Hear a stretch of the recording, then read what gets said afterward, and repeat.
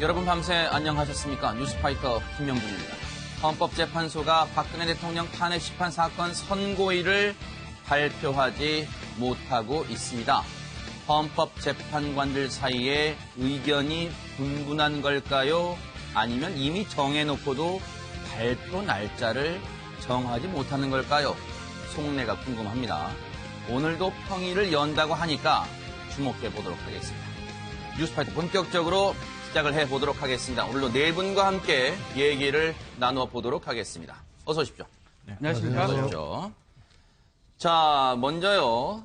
최순실 씨가 이 법원의 재판을 중단해달라고 요청을 했다고 하는데 이 얘기는 박지훈 변호사님의 얘기를 좀 들어봐야겠습니다. 왜 그런 겁니까, 박 변호사님? 일단 엄격히 말하면 위헌 법률 심판을 신청했습니다. 위헌 법률을 청구할 수 있는 거는 법원입니다. 아하, 네. 법원에 그거를 좀 해달라고 요청을 했고 만약에 네. 법원에 그걸 받아들이게 되면 네. 위헌 법률 왜 그걸 하냐면 지금 재판받고 있는데 이게 이 법률 자체가 헌법에 반하기 때문에 네. 이 법에 근거해서 재판을 받는 것은 잘못된 재판이다. 특히 특검법 자체가 지금 네. 공정한 어떤 재판을 받을 권리, 특히 야당의 추천으로만 돌았기 때문에 이건 네. 위헌의 소지가 있기 때문에 이것을 헌법에 반하는지 좀 판단해달라고 법원에 신청을 했고요. 네. 법원에서 의견을 받아들인다면 이걸 갖고 헌법재판소에 제청하고 있는 절차를 네. 거치게 됩니다. 사실 최순실 씨 측의 이러한 움직임은 이미 예견됐습니다. 지난 3일에 최순실 씨 측의 이경재 변호사가 이미 이런 입장을 밝힌 바가 있는데 들어보시고 얘기를 이어가 보도록 하겠습니다. 국민 주권주의, 공정한 재판을 받을 권리, 의회주의 원칙의 정면으로 위배됩니다. 위헌 심판 제청 등으로 가려질 것으로 기대하고 있습니다. 대통령 대리인단 측의 손범규 변호사님께 일단 요거 여쭤볼게요. 위헌 심판 제청과 헌법 소원과는 좀 다른 건가요? 좀 설명을 좀 시청자분들께 좀 해주시죠. 좀 다릅니다. 네. 위헌 법률 심판 제청은 어떤 지금 민형사 사건을 지금 구체적인 사건을 진행하고 있는 와중에 네네. 그 재판의 판단에 전제가 되는 이 법률 조항이 있는데 네. 이 법률 조항이 이거는 위헌이다. 네. 이걸 가지고 계속 전제로 해서 나가면은 이 재판 결과가 잘못됩니다. 이거 재판하면 안 됩니다. 네네. 이렇게 하는 게 이제 위헌 심판 제청이고요. 네네. 헌법소원은 국가의 어떤 공권력 작용이 자신의 기본권을 침해한다. 이렇게 해서 이제 정면으로 헌법재판소에 와서 네네. 자기 기본권을 보호해달라고 요구하는 거고. 네. 이기 때문에 이제 좀 다른 거죠. 네. 혹시 그러면 박 변호사님, 네. 만약에 이제 지금 재판을 중단해달라, 즉 위헌 심판을 제청했는데 위헌으로 만약에 결정이 나게 되면 어떻게 되는 아닙니다. 겁니까? 위헌은 결정이 아니고 네네. 이제 제청을 할 수 있는 권한은 네네. 재판부 법원에 있는 겁니다. 네. 법원이 봤을 때는 정말 이 법률 자체가 위헌의 소지가 충분히 있기 때문에 네. 한번 판단을 헌법재판소에 받아봐야 되겠다고 생각이 들면 네. 제청을 하는 겁니다. 헌법재판소에서 헌법재판소에? 제청을 하고 그 제청하는 과정 동안은 네. 재판이 중지가 되고요. 위헌 결정이 날 때까지는 네네. 중단이 되고 네. 나중에 이제 결정이 난 후에 다시 재판이 진행되게 됩니다. 해당 법원이 헌법재판소에 이건 좀 위헌적인 요소가 있습니다. 판단해 주세요라고 헌법재판소에 제청을 하게 되면 그 기간에는 재판이 중단된다. 그렇죠. 그런데 만약에 이제 말이 안 된다. 네. 이런 말 자체가 신청 자체가 말이 안 된다 해서 기각을 해버리면 네. 뭐 그대로 이제 재판은 진행이 되는 거고요. 네. 다만 이제 그 경우는 다시 헌법소원 지금 손범규 변호사님 말씀하신 것처럼 네. 헌법소원이 가능해요. 그거에 대해서 불복을 해가지고 헌법소원을 가능한데 네. 그 헌법소원을 한다 하더라도 재판은 계속적으로 진행되게 되는 그런 네. 상황입니다. 신지호 의원님께 좀 네. 여쭤볼까요? 최순실 씨 측이 지금 위헌 심판 제청을 한 배경이랄까요? 그 속내가 좀 궁금해 보입니다. 그러니까 이제 검찰이 지난번에 기소하고 요번에 특검이 기소한 거 아닙니까? 네네. 그러니까 뇌물죄는 이제 요번에 이제 특검에서 본격적으로 이제 파헤친 건데 네네. 뭔가 이제 지금 특검이 기소한 걸로 재판을 받다 보면은 네. 형량이라든가 본인이 기대했던 것보다도 훨씬 더 네. 피해가 커질 수 있다고 보기 때문에 네. 일단 이렇게 브레이크를 걸었다고 이렇게 봐야 될 것 같은데요. 네네. 근데 이게 좀 때늦은 감이 있는 게 이 국회에서 여야 합의로 이 법이 처리가 됐고요. 네. 그리고 국회에서 법을 통과시킨다 해갖고 무조건 그 법이 효력을 발휘하는 게 아니잖아요. 대통령이 사인을 해야 되고 국무회의를 통해서 의결 공포가 돼야 되는 거 아닙니까? 네. 더군다나 그 과정에서요, 그 법률 자체가 위헌 소지가 있으면요, 그 법제처라고 하는 우리 그 기관이 있지 않습니까? 그러네요. 네. 거기서 그 국회에서 온 법안에 대한 위헌성 여부를 검토를 합니다. 네. 그러니까 법제처에서 검토를 해갖고 이거 위헌 여지가 있다. 그럼 대통령 이거 사인하지 마십시오 하는 의견을 청와대에 제출하게 돼 있거든요. 네네. 더군다나 박영수 특검은 물론 이제 야당에서 2명을 추천을 했고, 근데 임명을 누가 했습니까? 임명장을 누가 줬습니까? 박근혜 대통령께서 박영수 특검에게 임명장을 주었습니다. 네. 그러니까 100번 양보해서 네. 최순실 씨 측의 주장에 맞다 하더라도 네. 그러면 당시 네. 이 법안에 대해서 사인을 하고 공포를 하고 네. 또 박영수 특검을 임명한 네. 박 대통령과 법제처 모두 다 잘못을 한 겁니다. 요거 하나 김성환 평론가님께 네. 여쭤볼까요? 앞서 이경재 변호사가 그런 이유를 들었습니다. 국민 주권주의, 그리고 공정한 재판을 받을 권리, 의회주의 원칙의 정면으로 위배되기 때문에 위헌 심판을 제청한다 했는데 이 부분은 어떻게 보세요? 그러니까 저는 이건 최순실 씨의 떼쓰기다 이렇게 생각합니다. 쉽게 말씀드리면은. 그러니까 왜냐하면은 방금 전에도 말씀하셨던 것처럼 예를 들어서 과거에 우리 국회 선진화법이 없었을 당시에 야권이 만약에 의회의 다수라는 이유로 날치기 통과를 시켰다. 그러니까 힘으로 밀어붙이고 여당 의원들이 들어오지 못하게 해서 막은 상태에서 물리적으로 이걸 통과시키는 과정을 밟았다. 이렇게 하면은 혹여나 위헌성이 있다 이렇게 주장할 수 있을 여지가 있다고 보지만 네. 지금 이건 작년 11월 17일 날 여야 의원들의 합의로 법제사법위원회에 올라갔고 네. 상정이 되고 그다음에 거기서 통과해서 본회의까지 간 겁니다. 그리고 196명의 의원들이 동의를 한 겁니다. 네. 찬성표를 던져서 3분의 2 정도 박 대통령의 탄핵소추안이 통과될 정도 가까운 정도의 의석수의 국회의원들이 동의를 해서 통과시킨 법률안인데 이걸 지금에 와서 이게 네. 위헌성이 있다고 주장하고 위헌법률 심판 제청하는 게 과연 네. 맞는가? 그리고 이게 설사 네. 그 판사한테 간다 하더라도 저는 그 각하할 가능성이 굉장히 높다고 생각하고요. 네. 그리고 헌재에 간다 하더라도 마찬가지로 헌재가 그동안에 국회에서 이렇게 예를 들어서 앞서 말씀드렸던 것처럼 똑같이 힘으로 밀어붙인 게 아니라 국회 합의로 통과시킨 법률안에 대해서 네. 이 절차상의 하자가 있다거나 문제가 있다고 해서 이걸 위헌 결정을 내리거나 한 적이 거의 없습니다. 네. 왜냐하면 오히려 지금 얘기한 것처럼 이경재 변호사가 의회주의 원칙을 훼손했다고 얘기를 하는데 네. 오히려 헌재가 의회주의 원칙을 훼손할 수 있기 때문입니다.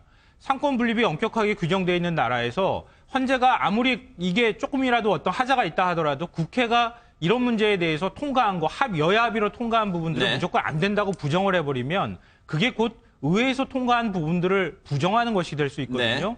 그렇기 때문에 애초부터 떼쓰기 의도가 있었다고 생각하고요. 네. 그러니까 이거는 어떤 법률적인 문제가 아니라 정치적인 목적이 훨씬 더 많았다고 봅니다. 네. 두 가지 목적이 있었다고 보는데 네. 한 가지는 헌재에서 지금 박 대통령의 탄핵 심판이 이루어지고 있는 상황에서 박 대통령 측도 특검이 불공정하게 수사를 했다 이렇게 주장을 하고 있기 때문에 최순실 씨도 거기에 보조를 맞추려고 했던 목적이 있었다고 보고요. 둘째로는 최순실 씨가 어차피 1심 재판이 진행이 될 수밖에 없는 상황입니다. 조만간 선고 결과가 나올 텐데 최대한 재판을 늦추려고 하는 그런 의도도 같이 포함되어 있었다고 봅니다. 네. 대통령 측 법률 대리인인 손범규 변호사님께 한번 여쭤볼게요. 네. 지금 최순실 씨 측은 이렇게 보는 것 같습니다. 박영수 특별검사팀의 근거가 된 특별검사법 자체가 헌법에 어긋나는 것이다. 즉 특별검사법이 위헌이다 이렇게 보고 있는데 혹시 이 부분은 손 변호사님 어떻게 보세요? 저는 상당 부분 공감을 합니다. 아하. 왜 그런가 하니 전번에 이 특검의 조사 발표에 대해서 유영하 변호사 있죠? 네네. 대통령 특검 변호인단의 유영하 변호사께서도 태생적 위헌이라고 그랬고 저도 이 태생적으로 이 정치 중립이 보장되지 않는 법이다 이랬는데 이제 여야 합의로 통과된 건데 뭘 그러냐라는 이런 문제에 대해서는 그때 당시에 이제 이 특검법 자체가 이 최순실이라는 사람을 잡으려고 특검법을 한 걸로 목적이 그렇게 돼 있지만은 실제 목적은 대통령에 대해서 이루어진 탄핵 심판의 완결성을 도모하고 탄핵 심판 소추 의결서에 너무나 허접하게 증거가 없기 때문에 그 증거를 수집해야 될 책임을 이제 특검이라는 기관에다가 맡기는 과정이거든요. 근데 거기서 이제 여당 의원의 일부가 대통령에 대한 신뢰를 너무나도 쉽게 버리고 자기 자신들의 정치적 앞날만을 생각해가지고 선거가 3년 반이나 남았는데도 마치 3일 후에 선거하는 것처럼 촛불 민심에 겁을 먹고 그냥 합의를 해준 것이다. 이렇게 보는데 그래서 그 이제 내용만 놓고 보면은 이 특검이라는 것은 이 국가기관인 검찰을 대체하고 특별한 사안에서 검찰권을 위임해주는 아주 중대한 상황이기 때문에 무엇보다도 정치적 중립성이 요구되어야 하고 담보되어야 함에도 불구하고 그동안에 특검법이 했던 그 검찰 추천위원회 이렇게 해서 여야의 의견을 다 반영하고 정파의 의견을 반영해가지고 사람들을 위원회를 구성하고 그 위원회에서 특검을 이제 대통령한테 추천하고 이렇게 해야 하는 과정을 모조리 생략하고 그냥 야당 니네들이 그냥 추천하면 된다. 손 다 떼어버린 거거든요. 그래서 이것은 정치적 중립성이 특별히 요구되는 특검에 대한 정치적 중립성을 네. 처음부터 그냥 무시해버린 네. 이러한 거기 때문에 위헌이라는 그런 그 결론에는 상당히 네. 공감을 합니다. 네. 이렇게 해볼까요? 제가 하나 뭐 보고 같이 한번 보시고 또 어차피 이게 관련된 얘기니까요. 손범규 변호사님과 마찬가지로 대통령 측 법률 대리인단에 속해 있는 김평우 변호사도 어제 기자회견을 열고 특검과 검찰이 인권 침해를 하고 있다 이런 주장을 폈는데 얘기를 쭉 한번 들어보시고 이어가 보도록 하겠습니다. 박영수 특검의 지난 90일간 수사 권력 횡포는 이 나라 역사에 지울 수 없는 오점을 남겼습니다. 박영수 특검은 그 출발에서부터 야당만의 추천으로 임명되어 권력으로부터 독립된 독립검사 본래의 Independent Counsel, Independent Prosecutor라는 취지에서 벗어나 태어난 태생적으로 외현적인 수사 권력이었습니다. 이러한 태생적인 외현성은 그 후 박영수 특검이 수사라는 미명하에 저지른 수많은 인권 침해, 불법 수사로 이어져 결국 90일간 온 국민을 공포에 떨게 만드는 전대미문의 검찰 공포 시대를 이 땅에 연출하였습니다. 이 땅에는 촛불이 민심이고 여기에 거슬리면 모두 반역자가 되는 무서운 광적인 군중 심리가 마치 쓰나미처럼 휩쓸어 마침내 여성 박근혜 대통령의 나체 사진이 신성한 국회의사당 안에서 국회의원에 의하여 전시되고 대통령의 목이 단두대에서 잘려 피가 쏟아지는 끔찍한 장면이 예술의 이름으로 광화문 내거리에서 펼쳐지고 후일 역사는 이 90일간을 검찰 공포 시대로 영원히 기록할 것입니다. 이 공포 시대를 고발한 여러 시민단체들을 법정의 안팎에서 법적으로 지원하기로 결의하였습니다. 네, 김성환 평론가님, 일단 특검이 태생적으로 위헌이다. 그리고 촛불 민심에 거스르면 모두 반역자가 되는 세상이다. 이렇게 얘기를 하고 있습니다. 이에 대해서 좀 논평을 해주시죠. 네. 저는 법에 대해서 상대적으로 뭐 변호사님도 와서 계시니까 제가 상대적으로 모르지만 태생적인 위헌성이라고 하는 어떤 법률 그 어떤 용어라든가 그런 부분에 대해서 연구가 돼 있는 게 있는지 그게 또 궁금한데요. 이 검찰 공포 시대라는 표현을 지금 사용했는데 검찰 공포 시대라고 하는 것은 과거에 독재 시대 때나 있었던 겁니다. 그러니까 권력자가 검찰을 활용해서 국민들을 공포 정치로 몰아넣을 때 그때 사용했던 용어인데 지금은 권력자가 오히려 지금 상대적으로 국민들한테 탄핵 소추를 당하는 이런 상황이 됐습니다. 그런 상황에서 검찰 공포 시대라는 용어가 지금 맞는 것인지 제가 좀 의문이고요. 권력을 휘두를 수 있는 것은 우리나라에서 대통령이지 국민이 아닙니다. 국민은 그 권력자의 항거를 하고 있는 겁니다. 그리고 앞서 이제 네. 잠깐 말씀을 하셨는데 이 탄핵 소추안의 근거를 만들어주기 위해서 지금 특검법이 만들어졌다 이런 표현을 사용하셨거든요. 이게 왜 말이 안 되냐면요. 이 앞서 말씀드렸던 것처럼 특별법이 본회의를 통과한 게 11월 17일입니다. 국회 탄핵 소추안이 통과한 건 12월 9일입니다. 먼저 탄핵 소추안이 나중에 통과됐는데 어떻게 탄핵 소추안의 근거를 만들어주기 위해서 11월 17일 날 법을 통과할 수가 있겠습니까? 탄핵 소추안이 통과되니 많이 가지고 그때 얼마나 말이 많았습니까? 근데 그걸 근거를 만들어주기 위해서 미래를 예측하고 12월 9일까지 있었던 상황까지 다 예측하고 난 다음에 특검법을 통과시켰다? 그것 자체가 논리적으로 좀 말이 안 된다고 보고요.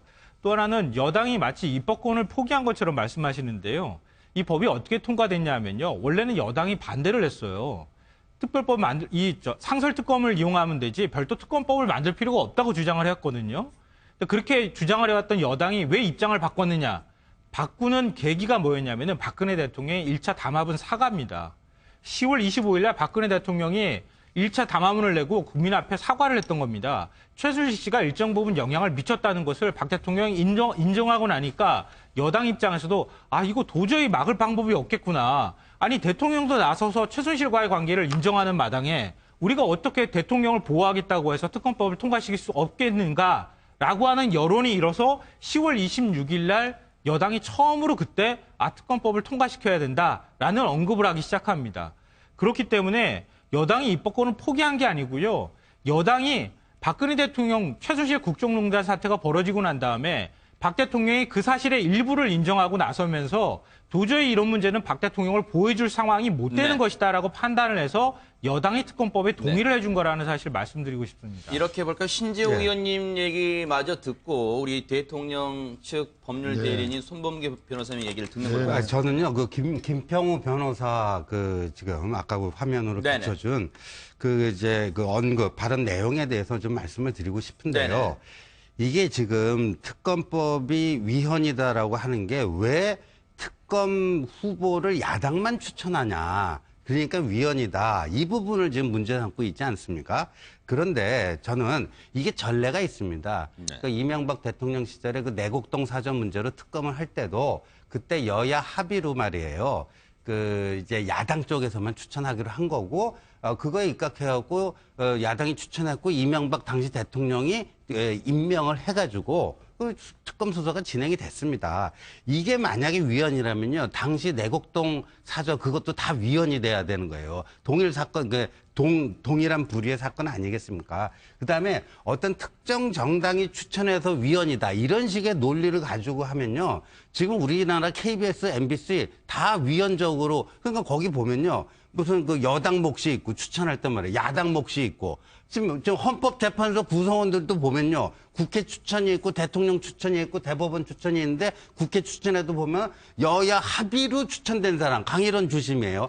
야당 추천 몫이 있고 여당만의 추천 몫이 있습니다. 헌법재판관 중에. 그럼 이런 사람들이 그럼 다 태생적 위헌적 인사가 이루어진 겁니까? 그건 아니라는 거죠. 그러니까 국회에서 여야 합의로 여러 가지를 봤을 때 이번에는 그냥 야당에게 추천권을 줄 수도 있겠다 해서 정치적 행위로 이루어지는 거를 이런 식의 어떤 단순한 기계적 정치적 중립성으로 얘기하는 거는 김평우 변호사가 이 상권 분립에 대한 기초적인 기본적인 좀 이해가 안 돼 있어서 이런 발언들이 지금 나오는 게 아닌가 보입니다. 손 변호사님 듣겠습니다.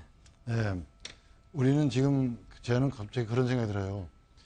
검찰이 통제받지 않는 무소불위의 권력을 행사하기 때문에 이거 참 기소 편의주의, 기소 독점주의, 검사 동일체 원칙 이런 게 너무 심하지 않냐 이래가지고 우리 존경하는 신지호 전 의원님하고 저하고 국회의원 같이 할 때 그러셨죠, 네네. 사법개혁특별위원회를 만들어가지고 이거 통제해야 된다 이렇게 했고 지금도 그렇거든요. 근데 어느 순간 갑자기 요사이 우리가 검찰이 통제받지 않는 무소불위의 권력이라고 비판하던 걸 다 잊어먹었습니다. 지금 검찰이 하는 거, 특검이 하는 거 전가의 보도고 뭐든지 전부 다 정의의 대변자인 것처럼 이렇게 돼버렸거든요. 그리고 이 독재 시대의 산물 아니냐. 검찰이라는 건,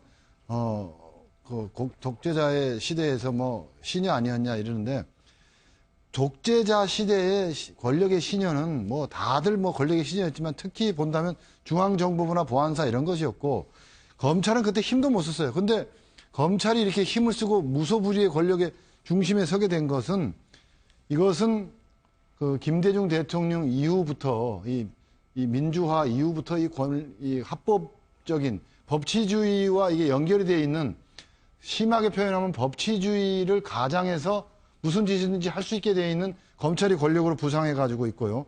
그리고 지금 이 검찰에서 수사를 하고 있던 것을 특검을 이게 출범시키거든요. 그리고 또 국정조사도 지금 하고 있고. 그러니까 제가 말씀드리는 건 뭐냐면 네네. 선탄핵 후 특검이라는 게 뭘 얘기하는 거냐면 검찰에서 수사하는 것도 다 증거를 수집해 가지고 다 받아 가지고 법사위에서 또 취합하고 또 필요하면 국정조사도 해서 거기서 다 증거조사 취합하고 필요하면 또 특검도 해서 거기서 또 다 받아가지고 하고 필요하면 또 법원의 재판까지 봐서 이걸 다 제대로 모아가지고 탄핵을 하면 그렇게 하면 좋겠는데 지금 검찰에서 수사하고 있는 것도 수사를 중단시켜가지고 특검으로 권한을 넘기고 또 국정조사를 하는데도 다 끝나지도 않았고 특검도 시작도 안 했고 국정조사가 끝나지도 않은 상황에서 법원의 재판은 아직 시작도 안 했고 그런데 덮어놓고 탄핵소추 의결부터 하고 그 다음에 특검이 이렇게 시작을 했지 않냐 이제 이런 얘기고요. 네. 그리고 우리 신지호 의원님께서 지금 말씀하신 이 김평우 변호사께서 조금 국회의 이 어떤 절차라든가 삼권 분립의 정신에 대해서 좀 이해가 부족하지 않냐 이렇게 말씀하신 것은 상당한 정도의 그 타당성이 있는 것으로 저도 일부는 공감을 합니다. 네. 같이 국회의원 생활을 해본 사람으로서 좀 네네. 공감을 하는데 그렇지만 김평우 변호사는 이 변호사로서 이 논리를 가지고 있는 것이거든요. 이 변호사로서 볼 때는 이 특검의 출범과 정리해 보겠습니다. 네, 정리해 특검의 볼게요. 이 수사를 인정하기가 사실 네. 파편적이다라고 인정하기가 어려운 겁니다. 법조인의 입장에서는. 네. 자, 박진 변호사님께는요, 요거 하나 읽어드리고 원래 하시고 싶었던 네, 말씀과 좀 알겠습니다. 엮어주시기 바랍니다. 앞서 김평우 변호사가 쭉 여러 얘기를 하면서 지금의 상황이 세기 말의 아포칼립스다 하는데 이게 뭐 굳이 해석을 하자면 파멸 상태라고 지금 예, 주장하고 있습니다. 뭐 말세 이런 걸 얘기하는 그러네요. 건데 네. 그렇습니다. 뭐 김평우 변호사 주장에 뭐 타당성이 전혀 없는 건 아니지만 사실은 이제 어쩌면 김평우 변호사는 법률 대리인이기 때문에 법률적 주장을 좀 하면서 왜 가혹한 수사고 왜 불법한 수사 이게 돼야 되는데 지금 보면 어떤 내용의 부분은 어떤 짚는 부분은 전혀 없어 보이거든요. 특히 뭐 수사 시간이라든지 대부분 영장이 법원을 통해서 영장이 났고 또 다들 알다시피 일부 같은 경우는 영장이 기각된 경우가 상당히 많이 있습니다. 그렇기 때문에 이 특검이 위헌적인 거는 뭐 태생적으로 위헌적인 거는 그건 두 번째 치더라도 활동하는 과정에서 상당한 불법적인 권력을 행사했다면 어떤 식으로 행사했고 어떤 적이 잘못됐고 뭐 그런 식으로 접근하는 게 좀 좋은 것 같은데 뭐 촛불을 거스르면 뭐 반역자가 되고 뭐 세기말적 현상이다. 이렇게 얘기하는 것 자체는 네. 사실은 일반 뭐 정치가라면 뭐 그런 얘기 하는 거를 네. 뭐라 할 수는 없지만 대리인단에 어쩌면 가장 중요한 변호사 중에 한 명인데 저렇게 주장을 해서는 네. 법원에서는 받아들이기 어려운 상황이고요. 네. 헌법재판소와 마찬가지로 지금 심증을 형성하는 과정으로 보이는데 네. 저 얘기를 들었을 때 오히려 헌법재판소에서 불쾌할 가능성이 크지 않을까 이렇게 네. 보입니다. 대통령 측 법률 대리인단 중에 한 명인 김평우 변호사가 특검과 검찰의 인권 침해 백서를 만든답니다. 그러면서 첫 사례자가 최순실 씨라고 하는데 일단 관련 영상 좀 보시고 이어가 보도록 하겠습니다.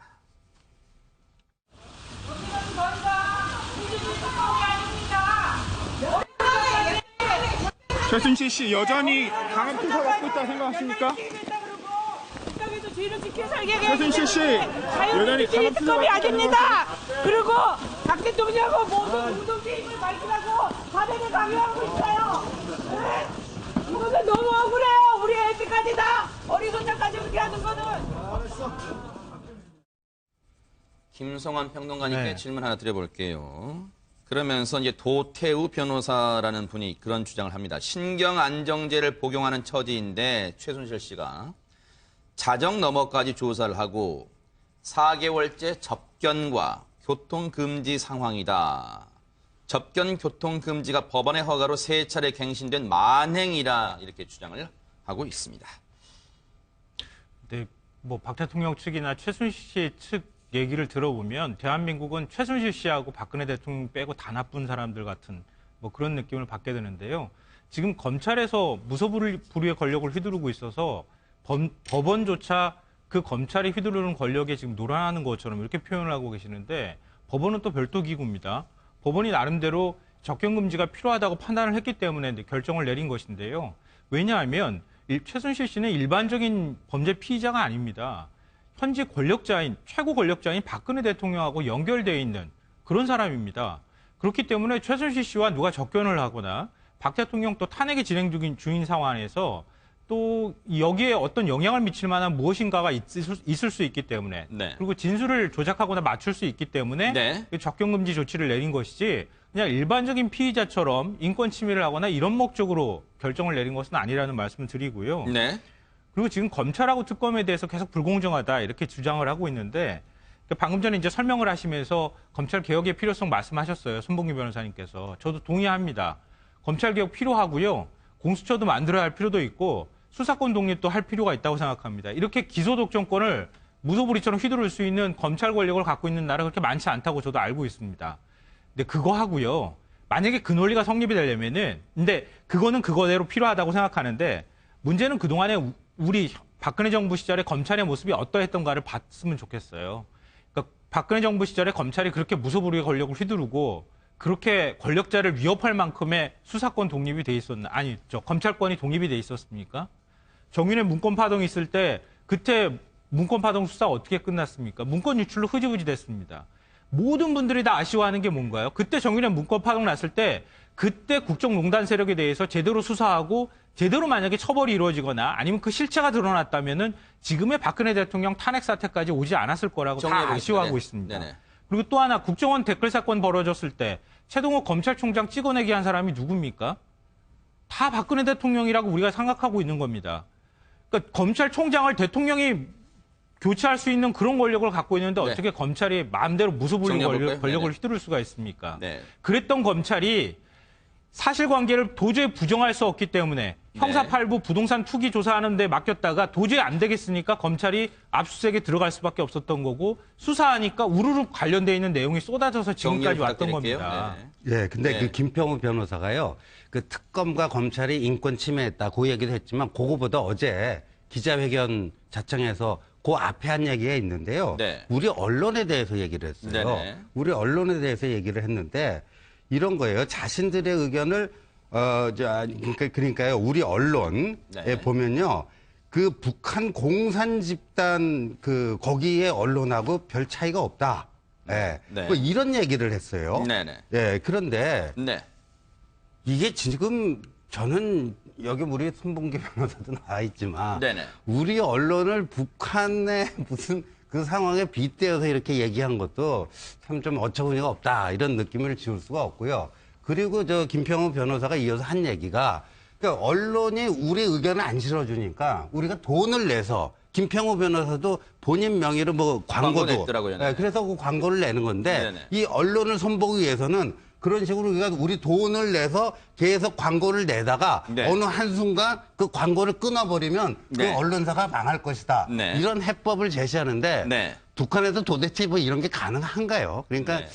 좀 저분이 뭐 나름대로 본인 논리를 피는 건 좋은데 그래도 대한변협 회장까지 했던 네. 그 우리 사회 지도층 인사 아니겠습니까? 조금 더 신중하게 발언을 네. 해주셨으면 하는 아쉬움이 있네요. 대통령실 법률 대리인인 손범규 변호사님께 요거 하나 읽어드리고 원래 하시고 싶었던 말씀과 좀 같이 해주시기 바랍니다. 요거 하나 읽어드릴게요.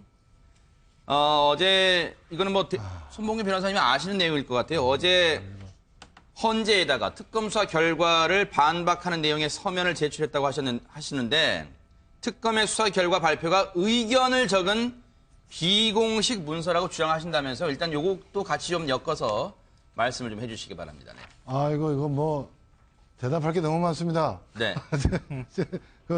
발언 기회를 주셔서 감사드리고요. 네. 이제 뭐 세 분, 네 분의 말씀을 갖다 제가 혼자서 다 대답을 드리려니까 힘든데, 첫 번째로 이 세기말 아포칼립스라고 네. 말하는 거죠. 이런 부분에 대해서 이제 전번보다 많이 낮은 것 같아요. 언론의 태도가. 전번에는 아스팔트, 야쿠자, 섞어찌개 뭐 이렇게 해가지고 딱 그 편린만 가지고 얘기를 그렇게 이제 하셨는데 김평호 변호사의 얘기를. 근데 오늘은 그래도 한두 줄이라도 앞에 뒤에를 쭉 이렇게 소개를 해주셔서 참 그나마 좀 다행인 것 같아요. 근데 그런가요? 네. 전체를 다 이렇게 보면 네네. 이게 무슨 말을 하고자 하는 거냐. 이분이 이제 변호사이기도 하지만 작가의 아드님 아닙니까? 네. 이 언어 구사가 상당히 감성에도 많이 호소하고 그런 부분이 있어요. 그래서 이제 아포칼립스라고 이렇게 얘기하는데 이게 무슨 말이냐면 이 김평우 변호사께서는 이 탄핵 자체를 지금 그 국회가 대통령에게 주어진 권력을 빼앗는 정변의 과정으로 보고 있어요, 저분이.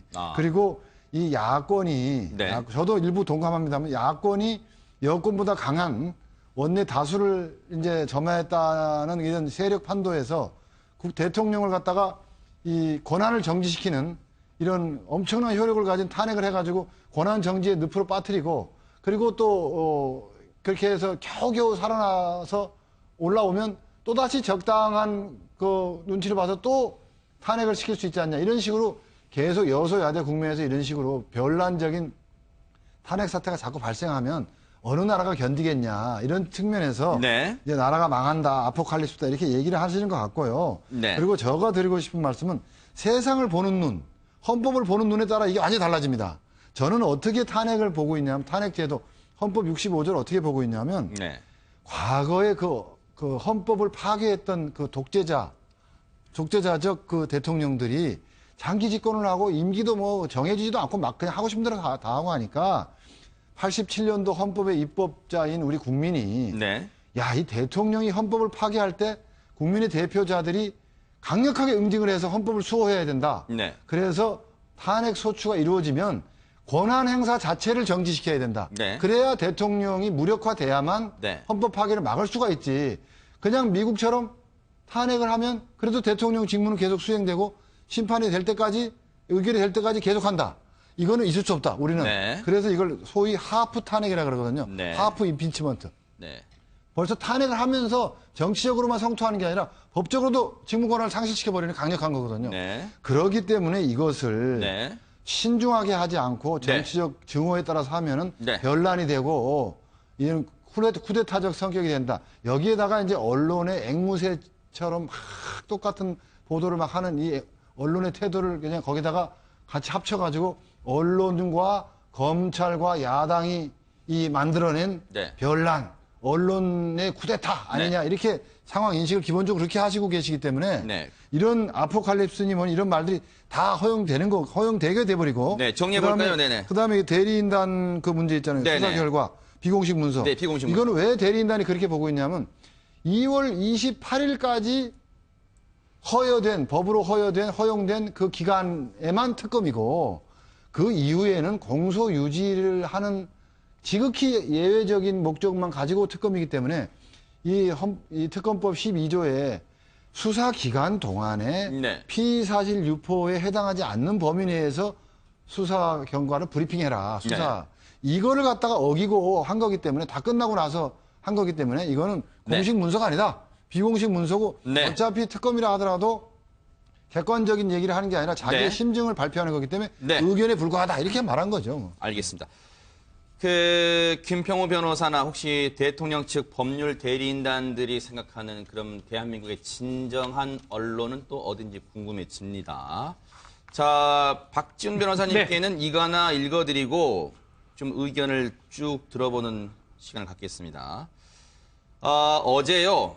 자유한국당의 김진태 의원 등 친박 성향의 현역 의원 56명이 탄핵 심판 각하 또는 기각을 요청하는 탄원서를 헌법재판소에 전달을 했습니다. 이 부분은 잠시 뒤에도 손범규 변호사님 얘기 들어볼 거고요. 그리고 역시 대통령 측 법률 대리인단 중에 한 명인 조원룡 변호사도 탄핵이 인용되면 국제사법재판소로 가겠다 이런 얘기도 하고 있습니다. 요 같이 묶어서 좀 얘기를 그렇죠. 해주시고 이제 손봉임 변호사님 얘기를 마지막 듣는 거 하겠습니다. 자유한국당에서 당론으로 뭐 잡으려고 한 것 같은데 이전에 찬성했던 탄핵을 찬성했던 소추에 찬성했던 의원들이 좀 있는 것 같아요. 그러다 보니까 이 숫자가 어떻게 되는지 모르겠지만 56명만 지금 의견서를 넣은 걸로 보이고 또 조원영 변호사가 얘기한 국제사법재판소로 갈 수 있다. 이거는 글쎄요. 뭐 이거 법에 있는 절차는 아닌 것 같은데 만들려면 억지로 만들 수 있는데 이제 이 법적으로 국가 간의 그런 어떤 심판을 하는 부분이기 때문에 헌법재판을 부분을 이렇게 심판을 국제사법재판 간다? 조금 이해하기 어려운데 하여튼 뭐 그거는 뭐 본인 생각이니까 일단은 그렇다 손 치더라도 그만큼 이렇게 하는 거 보면 상황이 좀 어려운 것 같아요. 만약에 탄핵에 탄원서 낼 수 있겠죠, 국회의원들이. 낼 수 있어도 미리 좀 내든가 아마 의견 개진이 좀 돼야 되는데 변론은 종결됐고 아마 선고가 곧 될 걸로 지금 예측이 되는데 이 상황에서 헌법재판이 만약 안 되면 불복하는 걸로 ICJ 뭐 국제사법재판소에 보내겠다. 아니면 네. 국회의원들 56명이 탄원서를 냈다. 이 정도는 결국은 저는 뭐 추측하건대 이 재판하는 과정에서 상당히 인용될 가능성이 높기 때문에 이런 어떤 상황을 쓰지 않을까. 만약 하려면 변론하는 과정, 심내는 과정에서 이런 자료들을 했었어야 되는데 지금 상황상으로는 네. 뭐 조금 인용의 가능성이 높다라는 걸 하는 방증으로 생각이 좀 듭니다. 근데 짧게 한마디 드리면요. 네네. 충분히 하셔도 이 됩니다. 조원영 변호사도요. 네네. 이 변호사시잖아요. 지금 나오는 얼굴입니다. 네. 예. 국제사법재판소가 뭐 하는 데죠?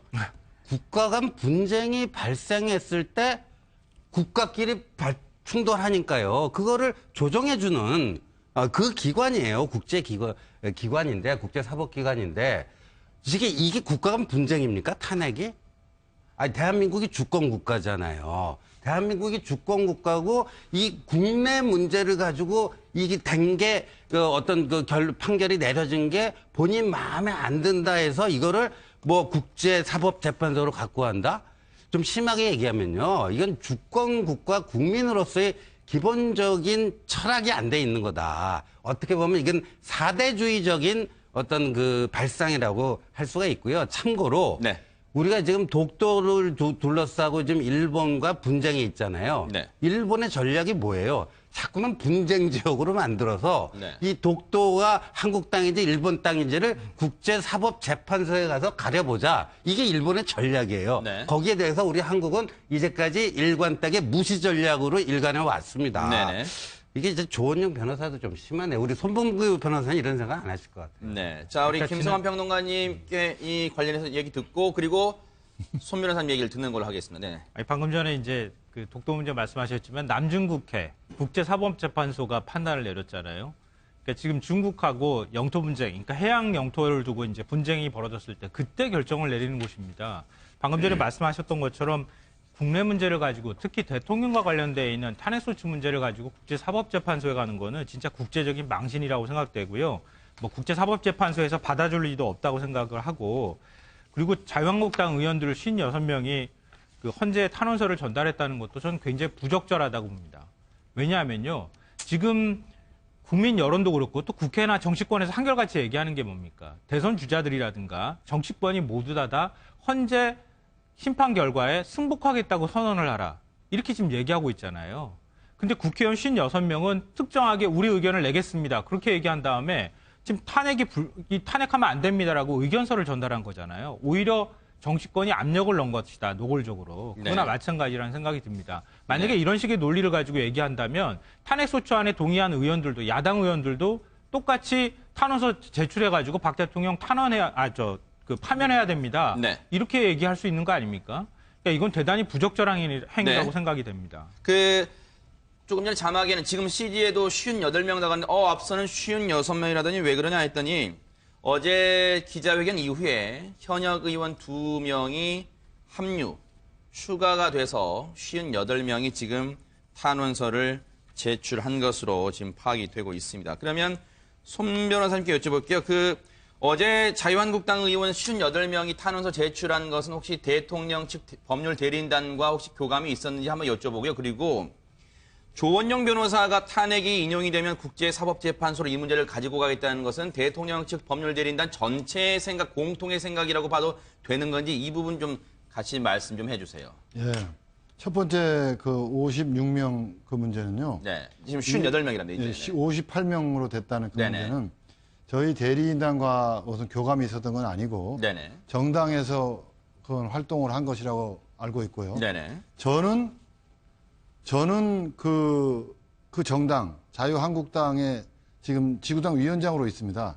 그래서 제가 그 소리를 들었어요. 이렇게 당에서 이런 활동을 하고 있다라는 거는 제가 지구당 위원장 자격으로서 들어서 알고 있고 네. 대리인단으로서 뭐 알고 있는 건 그런 건 아니고 네네. 대리인단하고 아무 관계없이 한 일이고 네. 그리고 저는 이거에 대한 평가를 한다면 그 맹자에 나오는 50보 100보라는 그 고사 성어를 말씀드리고 싶습니다. 정치권에서 이렇게 헌법재판소에다가 의사 표시 어떤 이렇게 하면서 그것이 압력으로 작용하는 거 이거 문제가 있어요. 이거는 그래서 전번에 그 문재인 전 그 의원님께서 전 네, 대표. 네. 탄핵이 기각되면 혁명밖에 없다 이런다든가 또는 모 야당의 대표인가요 원내대표인가요 그분께서는 우리가 모두 힘을 합쳐서 헌법재판소에서 빨리 재판을 하도록 해야 되고 인용하도록 압력을 넣어야 된다 이런 식으로 하는 말을 한다든지 이런 것들이 다 문제가 심하고 또 더 나아가서 이렇게 탄원서를 내면서 뭐 이렇게 단체 행동하는 것도 그걸 가리켜서 이제 맹자에서는 50보 100보다 이렇게 얘기를 하는 걸로 보이고요. 그다음에 국제사법재판소 간 거 이거는 저도 지금 처음 들어요. 국제사법재판소로 간다는 거. 근데 이게 이제 이런 의사를 가지고 있는데 저는 그렇습니다.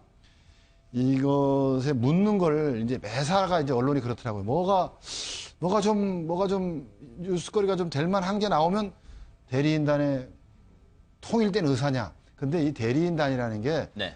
어떤 그 앵무새처럼 똑같은 얘기를 하는 어떤 그런 군대나 무슨 경찰이나 무슨 단체가 아닙니다.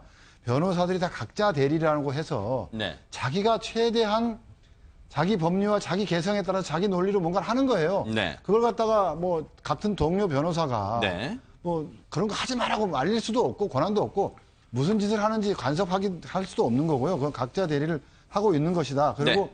오히려 이렇게 자꾸 뭘 이렇게 하면 그 사람이 무슨 일 때문에 그렇게 했는지 네. 무슨 논거 때문에 그렇게 했는지 그 사람한테 말을 잘 들어보고 보도를 해주셔야지 같은 변호인단한테 네. 너 그 공식 의견이냐 해서 공식 의견이 아니다 그러면 그 사람만 바보 만드는 거 아니겠어요. 그러니까 이 부분 이렇게 묻는 것도 좀 네. 원래 법의 태도는 각자 대리니까 네. 그 점을 좀 알아주세요. 네. 궁금해하실 것 같아서 제가 대신 여쭤봤다는 걸로 가름을 하고요. 마무리하고 예. 앞서 소 변호사님이 그러면 조원영 변호사가 왜 이런 논거를 들었는가 밝혀달라고 하셨으니까 제가 읽어드릴게요. 탄핵 심판이 정상적인 수준이 아니었다. 헌법재판소와 국회가 대통령에게 무조건 죄를 덮어씌우기 바빴다. 이렇게 주장하면서 앞서 말씀드린 대로 탄핵이 만약에 인용이 된다면 이 문제를 국제사법재판소로 가지고 가겠다. 이런 얘기를 하고 있습니다. 하실래요? 짧게 하신다는 좀 조건으로. 짚고 넘어갔으면 좋겠어요. 네네. 박근혜 대통령 대리인단 측에서는 지금 각자 대리를 하고 있다고 하시니까 의견이 다 다를 수 있다고는 말씀하시지만 헌재 결정이 기각이든 인용이든 나오면은 승복한다고 하는 데는 원칙이 변함이 없는 건가요? 아니면 승복하지 않는다는 건가요? 지금 계속 승복하지 않을 것처럼 얘기를 많이 하셔가지고 김평호 변호사도 그러고 조은영 변호사도 그렇고. 근데 그걸 승복하지 않을 것처럼 자꾸 얘기한다 그러면서 이 승복 여부로 자꾸 이 모든 걸 치환시키는데 논리적 귀결을 거기다 하는데요. 이거는 뭐냐면 이 변호사들은 무슨 얘기를 하고 있냐면 공정하게 재판부를 구성하고 또 공정한 변론 절차와 공정한 증거조사 절차를 거치고 또한 충분한 절차를 거쳐야 국민 모두가 승복하게 된다. 네. 라는 법리를 이야기하고 네. 더 나아가서 그것이 안 갖춰지면 비록 우리 헌법재판소가 최고법원이기 때문에 상소는 안 된다 하더라도 훗날 언제가 될지 모르지만 훗날 어느 날 재심 사유가 될 수도 있다. 네. 뭐 30년 전에 간첩 사건, 국가보안법 사건들이 지금 재심을 통해서 대법원 판결도 재심을 통해서 무죄가 돼가지고 간첩죄를 뒤집어 썼던 사람들이 무죄가 되는 이런 것들이 많이 있거든요. 네. 그래서 그런 것들이 왜 그런 일이 벌어집니까? 그때 당시에 공정하고 충분한 변론권을 주지 않고 뭔가 이렇게 잘못했기 때문에 이런 네. 것들이 다 벌어지거든요. 그런 것일 수 있다라는 것을 이렇게 네. 개방적으로 이게 들어주셨으면 하는 그런 바람입니다. 네. 알겠습니다. 자, 분위기 좀 바꿔볼까요? 한때는 같은 사업을 추진하면서 한솥밥을 먹었던 최순실 씨와 차은택 씨 어제 처음으로 법정에서 만났다고 합니다. 그런데 피고인석에 앉은 최순실 씨, 가끔 증인석에 앉아있는 차은택 씨를 노려봤다고 하는데 이제는 내가 살기 위해 너를 내가 눌러야 한다 이런 입장일까요? 어제는 서로 책임을 미루기에 급급했다고 합니다.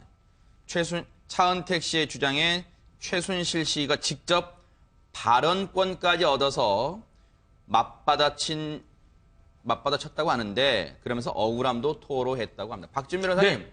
어제 두 사람이 팽팽하게 좀 맞섰나 봐요. 이 재판은 좀 쉽게 설명드리면 그러시죠. 최순실하고 안종범의 재판에 차은택이 검찰 측 증인으로 지금 나온 네네. 검찰 측이라고 말하기는 좀 그렇지만 증인 신문으로 나온 겁니다. 본인은 네. 참고하기 위해서 나온 거고. 그래서 증인석에 앉은 거군요. 예, 증인석에 앉은 거. 중인석은 사실은 피고인석하고 저기 요게 이 대법정 가깝습니다. 한 네. 3m 정도밖에 안 되기 때문에 아마 눈으로 계속 마주쳤을 것 같고요. 네. 11월 달 작년 11월 달에 국정농단 사건 이후로 아마 오늘 만난 자리라고 지금 알려져 있고 뭐 얘기하는 과정에서 차은택 같은 경우는 본인의 범죄는 범죄대로 가는 거고요. 네. 최순실의 범죄에 대해서 이제 얘기를 좀 해줘야 되는데 네. 이 최순실이 계속 좀 부인을 하다 보니까 미르 제다이라든지 어떤 뭐 지분 강탈 사건 이 모든 것이 최순실이 했는데 내한테 지금 미루고 있다라고 네. 얘기를 했고 아마 이게 김세윤 부장이 22부 재판장인데 허락을 해준 것 같아요. 저번에도 허락을 해줬거든요. 아. 최순실이 직접 질문하는 거. 네. 아마 그 과정에서 최순실은 왜 그러냐. 네. 차은택 네가 지금 한 거 아니냐 하면서 네. 서로 지금 입장을 전가하는 모습들이 네. 연출된 것으로 생각이 듭니다. 어제 최순실 씨가 발언권까지 직접 얻어서 차은택 씨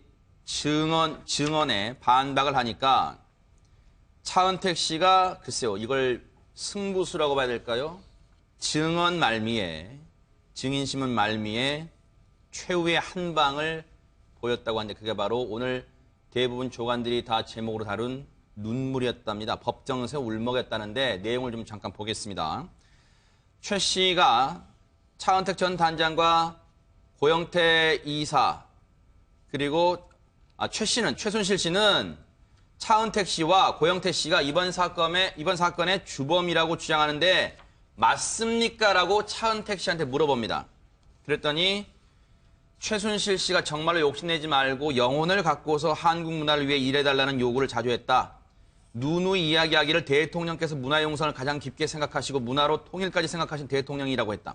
그 말만 믿고 일했는데 지금에 와서는 최순실뿐만 아니라 그 일을 주도적으로 계획하고 지시했던 사람들이 모두 다 지금은 본인이 아니라고 하느냐. 당당하게 한 번만 인정을 하면 같이 그때 그렇게 일했던 게 지금에 와서 수치스럽지는 않을 것 같다. 그 일당이 돼버려서 항상 부모님 앞에 자랑스러운 아들이었는데 지금은 자신을 너무 수치스러워한답니다. 그리고 최순실 씨가 끝없이 주지시켜서 자신을 포함한 다른 사람들 열심히 일했던 사람들인데 아마 최순실 씨는 지금 분명히 알고 계실 것이다. 저와 이야기하면서 눈물 흘린 적도 있다. 그러면서 왜 죄를 인정하지 않느냐 이렇게 울먹였다고 합니다. 신지호 의원님께 여쭤볼까요? 차은택 씨의 눈물은 정말 진정한 참회의 눈물입니까? 아니면 악어의 눈물입니까? 어떻게 보세요? 저는 그것까지는 모르겠지만 이렇게 답답한 심정이 토로가 된 건 아닌가 이렇게 보여지는데요. 아하, 네. 우리가 이제까지 보면요. 이 최순실 씨의 요번에 그 법정 구속 이후에 어떤 그 언행을 보면요. 네. 거의 그 자범 수준이다. 자범 수준이다. 본인이 다 그냥 한 게 아니다. 그리고 어떤 그 행위, 그 잘못된 범죄 행위가 있으면 그건 내가 아니고 뭐 차은택, 고영태가 다 한 거다. 이거 아니겠습니까? 근데 최순실 씨는 과거에 어떤 그 우리가 뭐 그 정치범들이나 사상범 보면요. 네. 어떤 검찰이나 법원에서요. 그 당신 이런 일 한 것 있냐? 네. 그 추궁을 당하면요. 떳떳하게 얘기합니다. 나 네. 그 일 한 거 맞다. 근데 내 나름대로 국가와 민족을 위해서 네. 난 이렇게 하는 것이 옳은 선택이라고 생각해서 네. 나는 당당하게 이렇게 했다. 그 행위 한 거 맞다. 네. 만약에 그게 현행법 위반이라면 난 영광스럽게 네. 그 죄를 받아들이겠다. 이게 이제까지 보면 어떤 정치범, 사상범들이 보여준 일반적인 태도였단 말이에요. 네. 그런데 이제 최순실 씨는 그 차은택 씨나 고영태 씨를 부릴 때는 영혼까지 바쳐서 이건 정말 우리 단순한 박근혜 정권의 성공뿐만 아니라 이 통일 한반도 시대를 열어가는 이 역사적 의미가 있는 거니까 당신네들 영혼까지 바쳐서 다 하라. 그래놓고 거기에 일정 정도 동의하고 세뇌가 돼서 했는데 지금 와서는 내가 주범도 아니고 오히려 니들이 주범 아니냐. 이런 식으로 이제 법정에서 공방이 이루어지다 네. 보니까 어떤 그 참담한 심정이 들어서 저런 마지막에 발언이 나왔을 가능성이 좀 있어 보입니다. 차은택 씨가 눈물로 화제가 된 것은 이번이 처음은 아닙니다. 관련 영상 보시고 이어가 보도록 하겠습니다. 저 하나로 인해서 이렇게 크게 무리를 일으켜 드려 진심으로 죄송합니다. 최순실 씨와 무슨 관계입니까? 정말로 죄송합니다. 최순실 씨와 무슨 관계입니까? 정말 이번 기회에 많이 느끼고 깨닫고 반성하고 있습니다. 최순실 씨와 최근에 연락하신 적 있으세요? 방금 질문하신 부분들 검찰에서 진실되고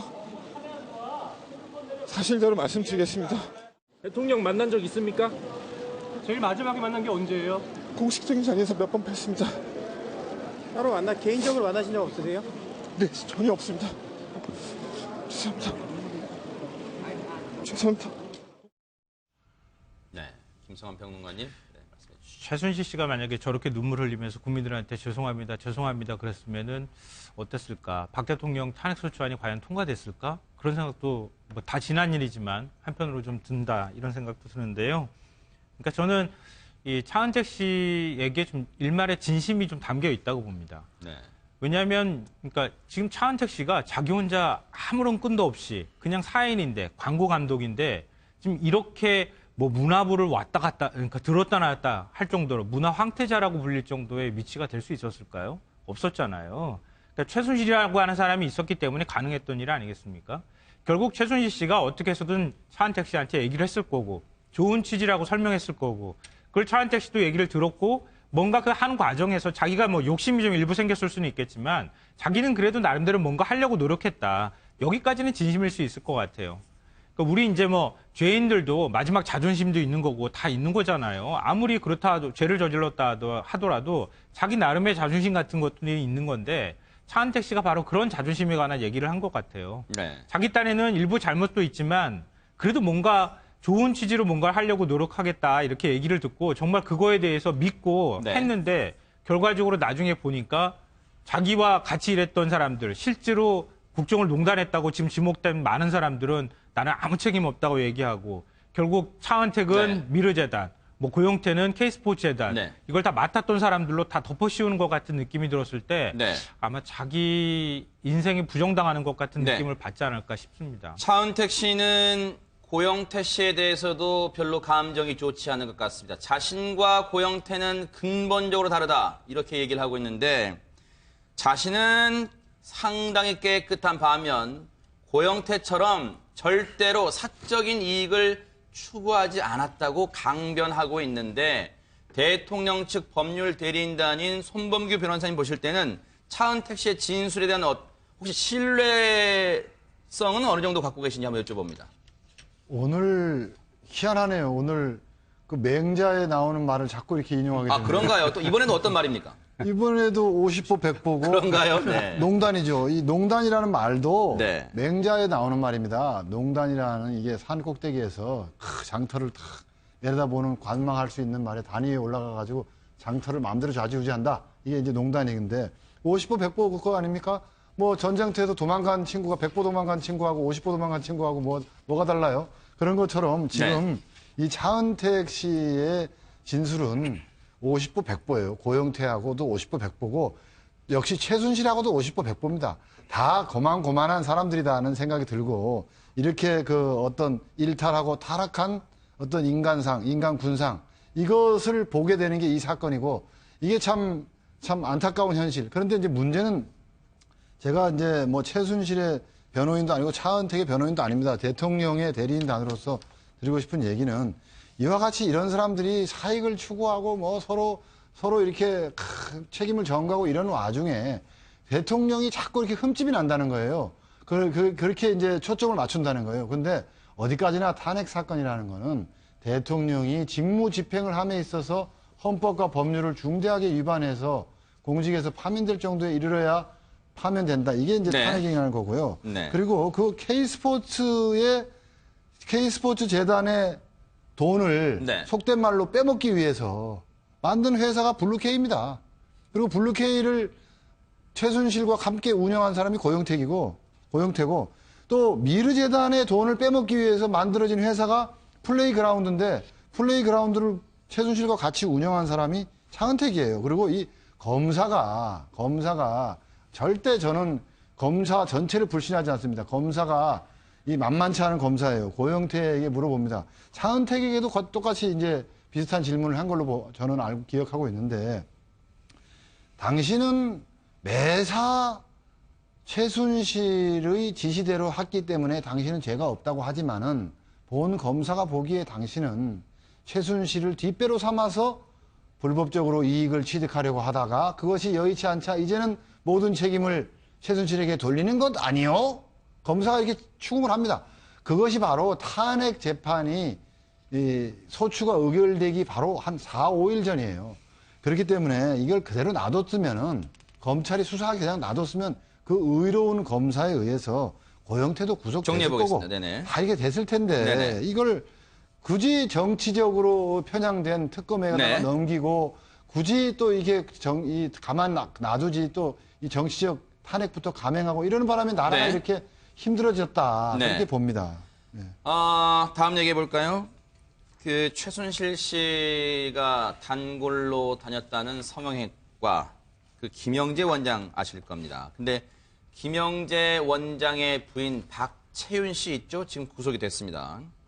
근데 그 휴대전화를 특검에 들여다보니까 김영재 원장 부인 박채윤 씨가 우병우 전 수석의 부인 이모 씨와 여러 차례 통화를 한 내용을 특검이 확인했는데 지난해 1월부터 3월 사이에 우병우 전 수석 부인 이모 씨와 67차례에 걸쳐 통화나 문자 메시지를 주고받은 내역을 확보했는데 박지훈 변호사님 네. 더 중요한 건 지금 박채윤 씨가 하는 말이 근데 통화한 상대는 우병우 전 수석의 부인 이모 씨가 아니라 최순실이었다 이렇게 말하고 있습니다. 그러니까 이게 의미 있는 진술일 가능성이 아주 높습니다. 네. 왜냐하면 일단은 특검에서는 뭐 휴대폰을 압수수색을 해가지고 받지를 못했기 때문에 내역만 지금 뽑고 있는 것 같고요. 특검에서 내역을 보다 보니까 좀 이상하잖아요. 우병우 전 수석 부인 이모 씨하고 네. 박채윤 씨하고 그림이 안 그려지는데 두 사람이 이제 한 작년 초에 6, 7차례 문자 메시지 내지 통화 내역은 있는데 그 내용을 확인하지는 못합니다. 네. 전화기를 압수하지 않는 이상은 네. 복구하지 않는 이상은 막 그런 상황인데 이제 이거 왜 전화했냐 네가 하니까 네. 박채윤 씨가 진술하기를 그날은 아마 최순실이가 있어가지고 최순실하고 우병우 수석하고 통화하면서 우병우 수석 부인하고 통화하면서 내가 빌려준 것 같다 이런 식으로 내용을 얘기를 했거든요. 네. 뭐 이렇다면 결국은 우병우 전 수석 부인하고 네. 최순실하고는 관계성이 있다라는 거거든요. 네. 이 말이 맞고 또 그 이후에는 전화한 사실이 아마 없는 것 같아요. 네. 만약 친분 관계가 있다면 그때 말고도 계속적으로 전화가 돼야 되는데 네. 그때 몇 차례만 전화한 것 됐다 네. 그러면 최순실하고 우병우 전 수석 부인 이모 씨하고는 관계점이 있다고 본다면 네. 우병우 수석도 이제 최순실을 몰랐다라는 부분도 거짓일 네. 가능성이 크고요. 네. 김장사 씨죠. 장모의 어떤 진술 부분이라든지 이런 부분도 문제점이 충분히 있기 때문에 네. 앞으로 이제 검찰에 넘어가는 상태인데 네. 검찰에서 우병우 전 수석 조사할 때 이 부분을 좀 들여다볼 거라 생각이 네. 듭니다. 그러니까 정리를 해보면 특검에서 박채윤 씨가 그런 말을 합니다. 우병우 전 수석의 부인과 통화는 했는데 그 통화 상대가 우병우 전 수석 부인이 아니라 최순실이다. 근데 뭐라고 하냐? 최순실이란 사람이 우병우 전 수석 부인의 휴대폰을 빌려 나와 통화를 했던 거라고 지금 특검 조사에서 박채윤 씨가 구속이 됐습니다. 얘기를 하고 있는데 아마도 이 씨, 즉 우병우 전 수석의 부인 이 씨와 함께 있던 최 씨가 이 씨의 휴대폰으로 나에게 전화를 건 게 아닌가 싶다라고 추정을 하고 있는데 이때 박채윤 씨가 사용한 휴대전화는 최순실 연락용으로 받은 차명 휴대전화였다고 합니다. 근데 해당 차명폰은 박 대통령의 비선 진료와 차명폰 사용 등에 개입한 이영선 청와대 행정관이 타인 명의로 개통해서 박 대표에게 이 이영선 행정관은 자신의 후배가 운영하는 휴대폰 대리점을 통해서 이 대포폰, 차명폰을 여러 대 개통했죠. 박 대표에게 최순실 선생님과 연락할 때 사용하라며 건넨 것으로 지금 알려지고 있답니다. 김성환 평론가님. 네, 그러니까 두 가지 아주 중요한 점이 있는데요. 네. 만약에 박 대표 얘기가 설득력이 있으려면은 네. 지금 이게 6, 7회를 통화를 했다는 거 아닙니까? 네. 6, 7회 통화를 했을 문자 때마다 메시지도 포함됩니다. 네네. 네, 있을 때마다 우병우 전 민정수석의 부인이 최순실 씨와 같이 있었다는 얘기가 되잖아요. 또 그렇게 되면은 두 가지 추측이 가능한데 뭘까요? 박재훈 씨가 네. 그 우병우 전 민정수석 부인하고 잘 아는 것을 뭔가 회피할 만한 이유가 있었던가, 네. 거짓말을 할 만한 이유가 있었던가, 아니면 최순실 씨가 그 우병우 전 민정수석과 굉장히 친밀한 관계라는 게 드러났던가, 네. 이번에 확인이 된 거라고 볼 수 있죠. 왜냐하면 전화하거나 뭔가 보낼 때마다 우 전 수석 부인하고 최순실 씨가 같이 있을 이유가 없잖아요. 네. 근데 이게 왜 의미가 있냐면은 네. 그동안에 계속 제기가 됐던 의혹이 최순실 씨를 통해서 우병우 전 민정수석이 민정비서관으로 추천이 돼 들어갔다. 네. 청와대. 이런 의혹이 나왔고 우병우 민정수석의 장모 김장자 씨와 최순실 씨가 같이 골프를 쳤다더라. 아니면 수영 강습을 같이 받았다더라. 이런 의혹을 굉장히 그런 의혹이 많이 나왔습니다. 네. 같이 골프를 쳤다고 하는 프로골프 선수가 증언으로 나오기도 했었는데 네. 실제로 이게 만약에 박재훈 씨 주장처럼 실제로 최순실 씨와 우 전 수석의 부인 이모 씨가 항상 늘 이렇게 만나는 정도의 사이였다면 네. 우 전 수석이 최순실 씨가 추천해서 들어갔다고 하는 얘기가 굉장히 큰 설득력을 갖게 된다. 네. 이렇게 보이고요. 또 한 측면에서는 최순실 씨의 국정농단 사태가 벌어지고 난 다음에 네. 우 전 수석이 어떤 방식으로든 그거 증거인멸이라든가 검찰 수사에 어떤 방식으로든 개입하려고 했을 여지가 있다. 추측이지만 네네. 그런 생각을 해볼 수 있을 것 같습니다. 네. 김영재 원장의 부인 박채윤 씨의 주장이 사실이라면 가정법입니다. 사실이라면 최순실 씨와 우병우 전 수석의 부인 이모 씨가 상당히 가까운 사이였을 거라고 추정을 해볼 수 있는데 우병우 전 수석은 지난해 국정조사 청문회나 특검 조사를 받으러 올 때 최순실에 대해서 어떻게 얘기했는지 보시고 얘기를 이어가 보도록 하겠습니다. 다시 한번 묻겠습니다. 최순실 씨 언제부터 알았습니까? 개인적으로 안 걸 말씀하신다면 지금도 모릅니다. 최순실 씨 아직도 모르신다는 입장이세요? 네, 모릅니다. 신지호 의원님께 여쭤볼까요? 지금 청문회 때 우병우 전 수석이 이런 얘기를 합니다. 개인적으로 아는 것을 말씀하시는 것이라면 지금도 모릅니다. 개인적으로는 모른다? 이 말은 어떻게 해석을 해야 될까요? 행간의 의미가 뭡니까? 예, 개인적으로는 모른다는 거는 우병우 내가 모른다는 거지 나의 장모, 김장자 여사라든가 나의 그거하고는 또 이렇게 우리가 법꾸라지 그런 얘기도 있었지만 네. 개인적으로 모르는 건 본인만 해당되는 거 아니겠습니까? 그러니까 근데 이제 저는 네. 다만 저런 식으로 이제 피해 나갈 수는 있을런지 모르겠지만 네. 장모와 골프를 치고 네. 이게 작년 1월부터 3월까지의 통화 내역 아니겠습니까? 네네. 근데 6, 7회라고 그랬어요. 네. 그러면 우병우 수석 부인과 네. 최순실 씨가 그 1월부터 3월까지 석 달 동안 6, 7회를 만났다? 그럼 한 달에 2번 이상인데 네. 그렇게 만날 일이 있나요? 그러니까 가끔 가다 1년에 한두 번 무슨 같이 밥 먹자 이런 게 아니고 뭔가 일상적으로 교류할 수밖에 없는 상황이 있었다라는 거고 네. 그런 상황에 대해서 이제 우병우 수석은 자기 그 부인의 그런 최순실과의 잦은 접촉에 대해서 인지를 하고 있었는지 상식적으로 봐서는 인지하고 있었다고 봐야 되겠죠. 네.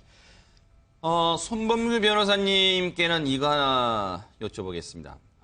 아마 손 변호사님도 그 사진 기억나실 겁니다. 지난해 11월이었죠? 검찰에 출석했을 때 팔짱을 끼고 잠시 쉬는 시간이었다고 보도로 나옵니다만 이른바 황제 소환. 그 검사로 보이는 사람들이 저렇게 오른쪽에 뿌옇게 칠해된 사람들이 검찰 수사관으로 보입니다만 저렇게 여유 있게 웃고 팔짱을 끼고 이른바 황제 소환을 했던 장면 보시고 혹시 손 변호사님 당시 어떤 생각이 좀 드셨는지 궁금합니다. 매우 불쾌했죠. 뭐. 저러면 안 되는데. 네. 저러게 바로 검찰의 현주소다. 저 문제다. 그러니까 검찰이 어떻게 해야 됩니까? 그 약자에게는 한없이 그 비정하다고 할까요? 그런 모습을 많이 보여주고 물론 저는 지금 항상 그렇습니다. 상당수의 대부분의 검사들은 정의감에 넘쳐서 일을 잘하고 있어요.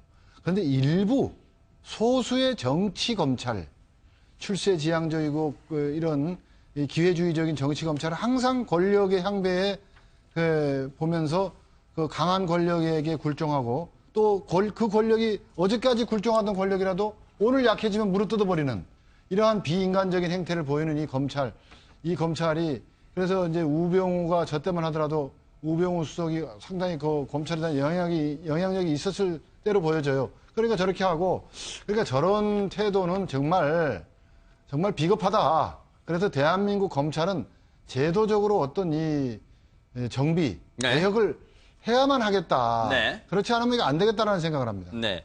박지훈 변호사님께 여쭤볼까요? 지금 이제 검찰은 특검으로부터 이제 모든 자를 넘겨받고 이른바 2기 특별수사본부를 꾸립니다. 그런데 여기에 우병우 전담팀을 꾸렸대요. 그렇죠. 지금 뭐 들린 얘기로는 검찰 요직에 여전히 이른바 우병우 라인이 건재하다 이런 말이 있기 때문에 이른바 그 우병우 라인의 수사 방해를 막기 위해서 우전 수석과 연고가 없는 검사들 위주로 짰다고는 하는데 방금 전에 저희가 보여드리는 황제 소환, 팔짱 낀 모습 과연 국민이 검찰의 수사를 신뢰할 수 있을까 하는 생각이 듭니다. 이번에는 성과를 낼 가능성이 높다고 지금 봅니다. 네. 검찰이 조직 생리상 위기에 때는 완전히 조직을 생각합니다. 사람보다는. 네. 지금 이제 뭐 정권이 바뀌든 정권이 바뀌지 않든 네. 검찰 개혁은 지금 많이 얘기가 나오고 있고요. 공수처라든지 이런 게 등장할 가능성이 아주 높기 때문에 이런 상황이라면 검찰 입장에서는 우병우 수석을 아끼고 싶어도 아낄 수 없는 상황이고 네. 오히려 만약에 특검에서 구속을 시켰다 그러면 수사를 또 그렇게 매진 안 해도 상관이 없는데 구속이 안 돼 있고 또 박영수 특검이 마지막 소감 발표할 때도 100% 되겠다. 네. 지금 하면 그 얘기한 게 검찰한테 이걸 공을 넘긴 걸로 보이거든요. 네. 그래서 검찰 입장에서 연고가 없는 검사를 중심으로 해가지고 2기 특수부문을 가동하는데 우병우 전담팀을 구성을 하고요. 네. 아마 이 경우 예전에 특검에서는 그 수사상이 지금 그 비리, 권력 비리만 되는데 개인 비리가 다 가능합니다. 횡령죄 같은 경우는 뭐 딱 봐도 이건 성립할 가능성이 아주 커 보이기 때문에 횡령죄 부분부터 해가지고 조사를 해가지고 영장을 다시 청구하고 또 된다면 그 직권남용죄라든지 이런 것도 재차 조사를 할 거로 생각이 들고 네. 수사 성과는 아마 좀 더 있을 가능성이 높다 이렇게 생각합니다. 네. 김성환 평론가님, 네. 그럼에도 불구하고 많은 시청자분들이 그런 생각을 지울 수 없을 것 같습니다. 우병우 전 수석이 자신에 대한 압박이 들어왔을 때 김수남 검찰총장은 물론이고 이영렬 당시 특별수사본부장과도 여러 차례 통화한 정황이 있었다는 보도가 나왔기 때문에 여전히 검찰의 행태에 뭔가 의구심이 드는 시선을 보낼 수밖에 없지 않나 이런 생각을 해봅니다. 그러니까 저는 뭐 우병우 전담팀이 생겼다고 하면은 제일 먼저 윤곽근 대구 고검장부터 수사를 해야 된다, 조사해야 된다 그렇게 생각하거든요. 아하, 네. 왜냐하면 그동안에 우병우 전 민정수석과 관련된 수사를 책임지고 특별수사팀까지 만들어서 수사했는데 제대로 수사한 거 하나도 없잖아요. 네. 그러니까 왜 수사 안 했는지부터 살펴봐야 된다 이렇게 생각을 하는데 본인이 인정했죠. 성과 없다고 본인이 인정했잖아요. 네. 네. 그러니까 김순환 검찰총장이나 이영렬 서울중앙지검장까지 과연 조사를 할 수 있을까? 네. 그러니까 우리가 최순실 국정농단 사태가 벌어지고 난 다음에 법을 잘 안다는 분들이 법을 더 잘 빠져나가고 법을 더 잘한다는 이유로 법을 더 부정하고 이런 모습들 많이 보고 있지 않습니까? 네. 그렇기 때문에 통화 내용이 없는 상황에서 그냥 업무적인 걸로 통화했을 뿐이다 이렇게 얘기해버리면 네. 이걸 실체를 파악하기가 참 쉬울까? 좀 알겠습니다. 쉽지 않을 거라는 생각이 들어요. 좀 네네. 너무 네, 부정적으로 얘기했나요? 그렇죠. 네네. 이거요, 정말 이제 어떻게 보면 잘 돼 가는 것 같아요. 우리 박 변호사님께서도 검찰에 대한 신뢰를 주셨는데 지금부터입니다. 지금부터 이제 특검에서부터 수사권이 다시 검찰로 넘어오면 이제 검사는 첫 번째 고영태 수사를 제대로 시작해야 되고 네. 그래서 고영태 일당의 비리도 밝혀내야 되고 두 번째는 우수석의 개인적 비리든 뭐든 뭐 밝혀야 되고 또 한 가지 중요한 것은 네. 아까 우리 김성환 평론가님께서도 말씀을 주신 것 같은데 그때 정윤의 사건, 정윤의 문건 사건이 왔을 때 제대로 밝히질 않았단 말입니다. 네. 그때 히지부지 해가지고 그 사건의 본질을 흐리고 사건을 덮었던 자들이 과연 그때 당시 서울지검의 검사 누구냐 말이야. 검사장 누구냐 말이야. 예? 그때 네. 당시 검찰총장은 뭐 했냐 이거야. 네. 뭔가 이거를 그때 당시 왜 이 사건이 제대로 네. 덮여지지 제대로 이렇게 되질 않아가지고 알겠습니다. 이 나라가 이 꼬라지가 네. 되는지 명명백백하게 밝혀야 됩니다. 네. 네. 신재호 의원님 예. 조금 짧게 해주시면 제가 마지막으로 박 변호사님 뭐 질문 하나 할게요. 네네. 예, 저도 뭐 특별한 얘기 없고요. 지금 같은 맥락입니다. 그러니까 검찰이 말이에요. 검찰은 늘 정권, 정치 풍향이 어떻게 되든지 좀 한결같은 맛이 있어야 됩니다. 네. 좀 검찰이 이번에 명예회복의 기회를 좀 삼았으면 좋겠습니다. 네. 박 변호사님, 제가 뭘 여쭤보려고 했냐면, 오늘도 헌법재판소에서 재판관들이 오후에 전체 회의인 그 평의를 연다고 합니다. 그러면 오늘쯤에는 탄핵 심판 사건에 대한 선고일이 결정될 가능성이 있을까요? 어떻습니까? 오늘 결정을 해야 될 거라고 생각이 들어요. 아마 어제 같은 경우는 약간 의견 대립이 있었잖아요. 제 개인적 생각인데요. 네. 그런 생각이 들고 오늘 해야지만이 최소 하루 전에 통과하기 좀 그렇거든요. 네. 오늘 해야지만 근데 예전에는 이틀도 가능합니다. 통진당 그리고 이거 탄핵 법에 심판- 있는 게 아닙니다. 네. 법에 있는 게 아니고 사실은 가능해요. 네네. 좀 이따 선고하겠다가 또 가능한데 네네. 통진당 할 때는 이틀 정도 시간을 뒀기 그렇죠. 때문에 오늘 한다면 금요일 10일이고요. 또 13일도 지금 가능한 상태이기 때문에 오늘 정도는 통지를 해줘야지만 지금 이렇게 계시지만 대리인단도 그 얘기를 들어야 되거든요. 네. 다 들어야 되기 때문에 오늘 정도는 아마 얘기하지 않을까. 오늘 만약 하지 않는다면 하루 전에 통보할 수도 있어요? 해도 뭐 법적으로 아무 문제는 없습니다. 네. 오늘 하지 않는다면 13일 알겠습니다. 이후도 가능하다 이런 생각도 듭니다. 네. 한번 오늘 오후에 있는 평의를 주목해 보겠습니다. 뉴스파이터 여기서 마치겠습니다. 함께해 주신 여러분 고맙습니다.